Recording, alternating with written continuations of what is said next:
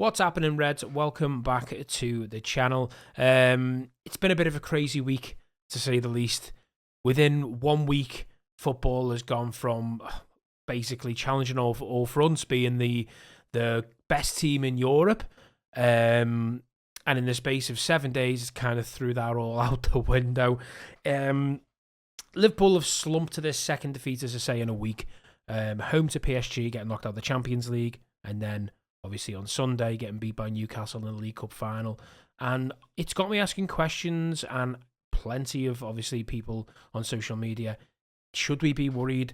And this video is probably going to be I'm going to contradict myself so much with everything I'm going to say, because I've got quite a lot to kind of just get off my chest. I don't know what order it's going to come out in, but I know there's plenty of people out there that feel the same as me. So bear with me. I've got some points that I want to put across.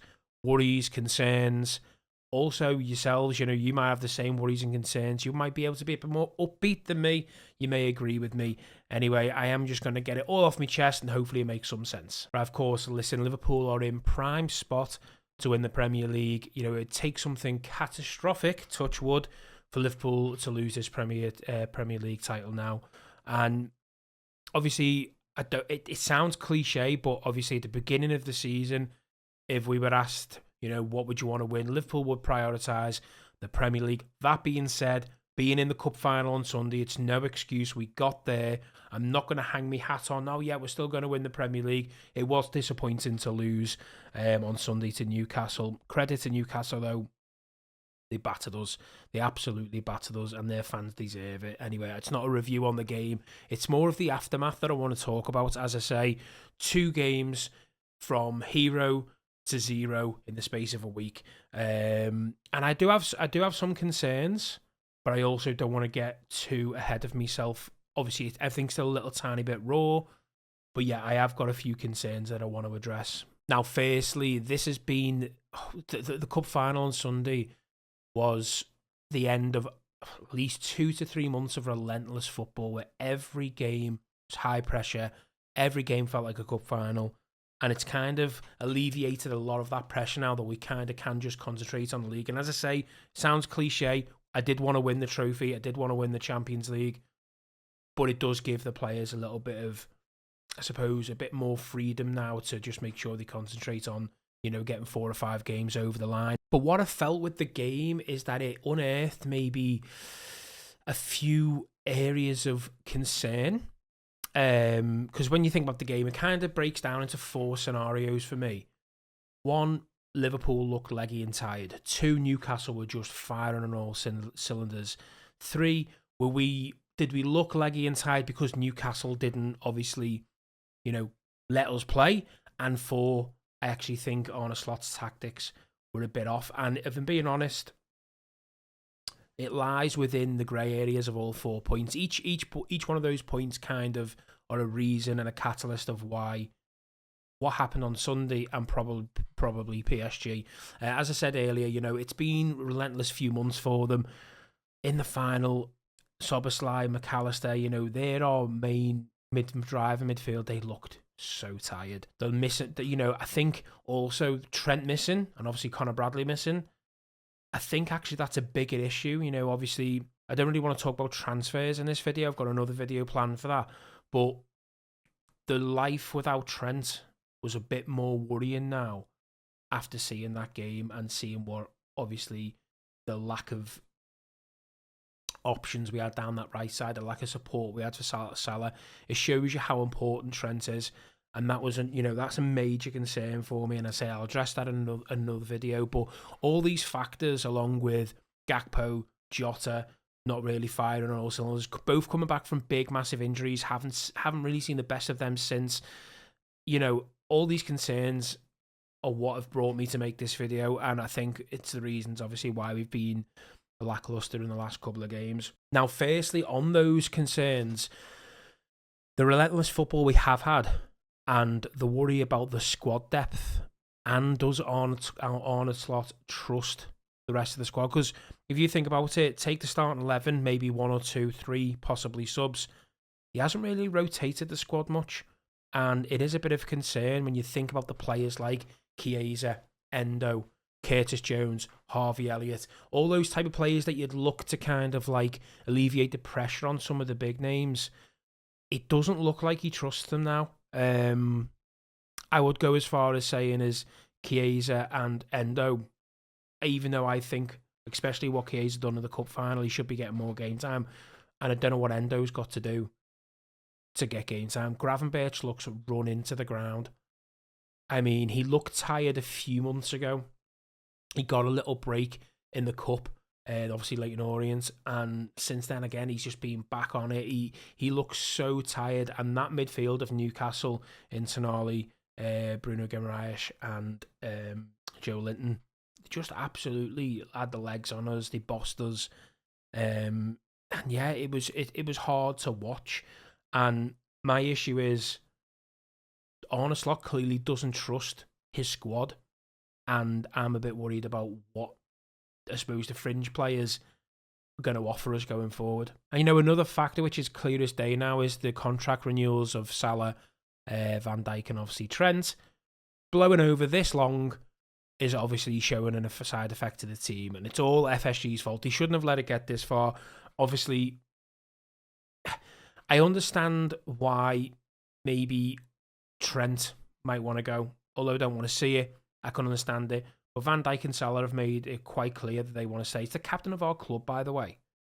And we're struggling to tie him down for a contract. It blows my mind. And if that hasn't had some type of effect on the team or effect on him personally over the last few months, then I'd call, if he turned around and said that's got no effect, I think he's lying. It's definitely affected us.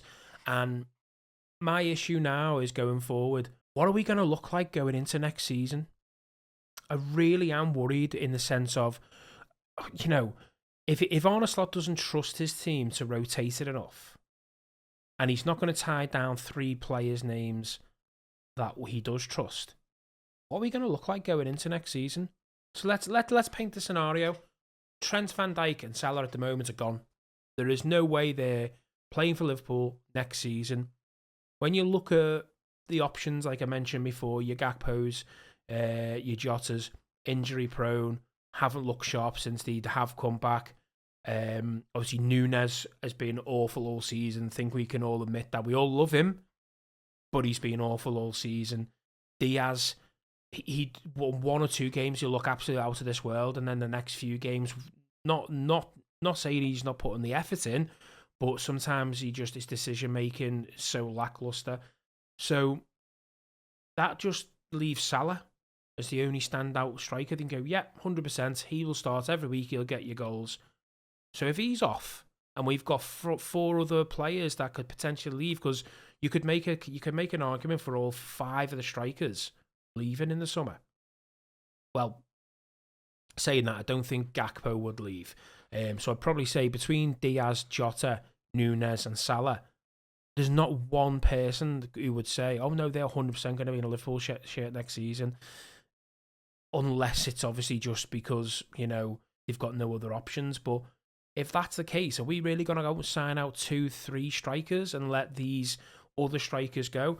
For me, Núñez has got to go. I feel like regardless of how much I like him and want him to do well, we've gave him too long. The only way he can stay at Liverpool if he's happy to be a squad rotation player, happy to sit on the bench. If we bring in, 2 big marquee signings in the sense of strikers to replace maybe a few of these outgoing players, it's going to have to be better than Núñez. So he would have to live with not being the main man, which I don't think he will. I think he'll want to go and do that. So these are my concerns. And then obviously the same goes for Trent, and the same goes for Van Dijk. Losing Van Dijk, I think now, if you could only keep one, it would be Van Dijk for me. I think regardless of how important the others are, Konate's in and out of the team, Kwanzaa's in and out of the team, Gomez, he's just constantly injured. If we lose Van Dijk, our defence is gone. It really is. You can put anyone next to Van Dijk and make them a better player. You take Van Dijk out of that team, we're struggling. So FSG are either going to have to give the likes of Van Dijk, Salah what they want, or they're going to have to replace them. And if they're going to have to replace them, they're going to have to give it more bodies in and around them. So this is what I can't. This is like the catch-22. If they're happy with Salah going, he's our only attacking player that you can count on at the moment. You could make an argument. There'll be if you asked 50 Liverpool fans out of all forget Salah, out of Diaz, Nunez, Jota, and Gakpo, who you want to stay, who you want to go. I reckon there'd be a case for all four of them that people would make that, oh no, he's got to go because of this, he's got to go because of that. So then to lose Salah, it just doesn't make sense. They need to pony up, to be honest with you. And as I say, it's not just him. The final was absolute crystal clear that when Trent goes, if he goes, again, touch wood, but it looks like he's going, that's going to affect us a lot more than you'd expect. So my issue is Conor Bradley is amazing. I love him. I would be happy if he replaced Trent. If Trent went, he might not bring the assists that you think, but the work ethic as a proper right back, you can't compare anyone that comes into Trent. Trent is hence the reason Real Madrid want him so bad. He's the best right back I've seen in my lifetime. His output in assists, creativity, his passing. There's no right back like it in world football that I can think of. So you can't compare Bradley to him, but what Bradley brings to the team, I'm absolutely happy with. But my issue is, if you look at him now, he's injured. And why is he injured? Because he plays at 110% every time he pulls on the red shirt. The tackle on Mbappe is prime example of what Conor Bradley can bring. But the problem is, if he plays at that level all the time, that intensity, throwing himself into challenges, he's going to be getting injuries all season. He's going to pick up the 2 or 3 weeks out because of a knock on an ankle for going flying in on somebody. He's going to pull muscles. He's still young. So unless Arne Slot is happy to tell Conor Bradley to stop playing at 110% and play around 70% and conserve himself, you're not going to get a full season out of him. So with that being said, as I say, Trent and Conor Bradley's exclusion from the final not only affected Liverpool, it affected Salah. Now, I've made videos in the past about how important back in the day Trent and Henderson were to Salah's success. That little triangle gave Salah so much freedom down that right-hand side. It was irreplaceable, and now it's obviously with Szoboszlai and Trent giving him the support. But no offense to Kwanzaa, he was never going to do anything that a right back is expected to do with Liverpool. He was just going to be told to, play defensively, and rightly so. He didn't have a bad game. He didn't have a great game. It didn't cost us. He'd done his job. But the lack of support for Salah was worrying. And as I say, unless Liverpool are going to let Trent go, let Van Dijk go, let Salah go, and then sign big, massive replacements for them three, not only would they not match them three and whoever we brought in, whether it was Frimpong, I know it's not going to be, but Hakimi, big name right backs, they're not going to be as big as Trent. And it's the same with Van Dijk.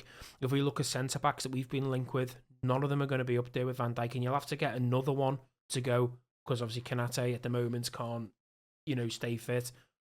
And then you look at the replacements for Salah.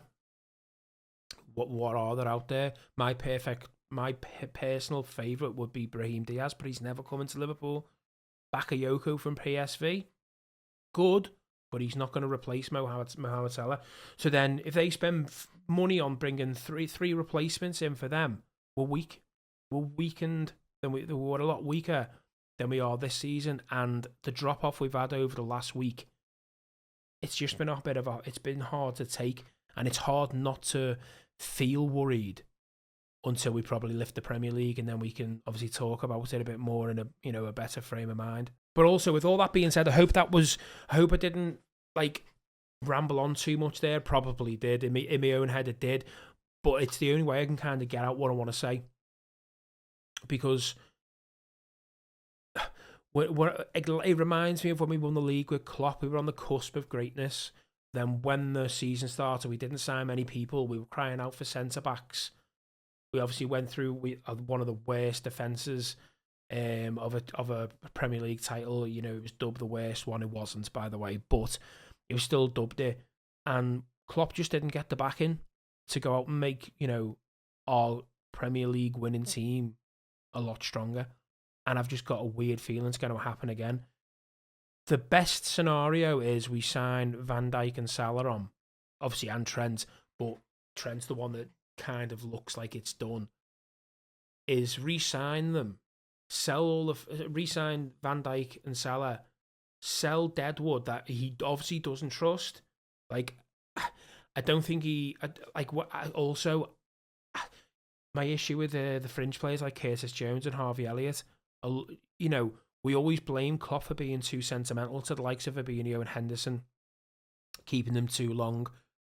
If we're being honest, we're very, very sentimental towards those two boys, both Liverpool fans. You know, Curtis Jones being from Liverpool, Harvey Elliott being a Liverpool fan. And it's like, we want them to do well. But if we're going to be brutally honest with ourselves, neither are going to be good enough to be a starting level. And I know there'll be people crying out there, Curtis Jones is brilliant. He's done this season. He's done that this season. I've watched Curtis Jones over the 3 or 4 years as he's been obviously maturing into a Premier League player, have 2 or 3 games where he's unbelievable. Then I watch him for 2 or 3 months, think he's a lot better than he actually is. He gives a bit of a swag around the pitch that suggests that he's this big, you know, world-class player, and he just drops off again, and I'm starting to see signs of it again now. I'm happy for him to be a squad player, but I don't think he's ever going to be more than that. Harvey Elliott's a tough one. He's clearly got, you know, things in his locker that other players haven't, but his fitness and his speed is probably not up there for what you need, especially in a winger nowadays. And yeah, Slot clearly doesn't trust a few of them. I'm not saying he doesn't trust Curtis Jones, because he does, but I'm worried that it's going to go from something that could be nipped in the bud with 2 or 3 signings to something that is going to be a massive transition job. Now, again, people will be watching this video going, what's he talking about? We're about to win the Premier League. How can we need a massive upheaval? We need the massive upheaval because of the way we've been finishing these last few weeks. We've not looked great over a long period of time, and grind out results, which is an absolute massive sign of champions. I get that. But if we're going to lose our captain, our vice captain, and up until last week, the main lead for the Ballon d'Or this year in one transfer window, and replace them with mediocre players without spending, because they're not going to go and spend hundreds and hundreds of millions, but that's what it'll need if we lose all 3 of them players. And it's just got me that little bit concerned. Anyway, I could probably go over these points over and over again, and I'll probably address them more in the transfer video that I've got coming up at the end of the week, because obviously I'm going to go into the nitty gritty with that, of players I would keep, players I wouldn't keep, what it'll look like if we keep everybody perfect, what we'd need, what happens if we lose the 3, what happens, I'm going to go into a bit more of a deep dive of losing 1 or 2, cutting loads of fringe players out, bringing in a few stars. So I'm going to get into that more in the next video. But yeah, they're my concerns. I want to know in the comments down below if yourselves have got any of these concerns, because I can't be the only one that sees the bigger picture. At the moment, all things are rosy. Liverpool are about to win the Premier League. What could go wrong, so to speak? But those contracts and the spending pattern of FSG in the past have got me concerned of where we're going to be at the start of next season. Anyway, let me know down in the comments what you think. Any questions, anything you want me to talk about in the transfer video I'm going to do, send me over on Twitter, /X at TOTKHQ, and I'll do my best to include them. But yeah, that is it for the video. I hope you enjoyed. Like and subscribe. See you later, Reds.